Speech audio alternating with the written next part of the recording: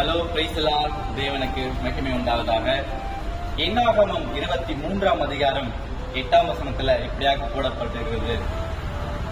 கர்த்தர் வெறுக்காதவனை நான் வெறுப்பது எப்படி? ஹல்லேலூயா. தேவன் யாரை வெறுக்கிறார், யாரை வெறுக்க மாட்டார் என்றால் யாரையுமே வெறுக்கிறதில்லை. ஹல்லேலூயா. பாவிகளை ரட்சிக்கவே கிறிஸ்து இயேசு வெளிப்பட்டார்.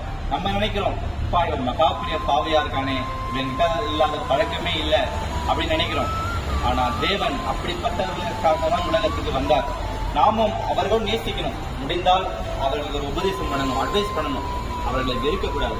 தேவன் அன்புள்ளவராகவே இருக்கிறார், நாமும் அன்புள்ளவர்களாகவே இருக்கணும். உலகத்துல யாரையுமே இருக்கக்கூடாது, எல்லாரையும் நேசிக்கிறவர்களாக இருக்கணும் என்று சொல்லி இந்த பதிவை நான் நிறைவு செய்கிறேன். தேவனுக்கு மகிமை உண்டாவதாக.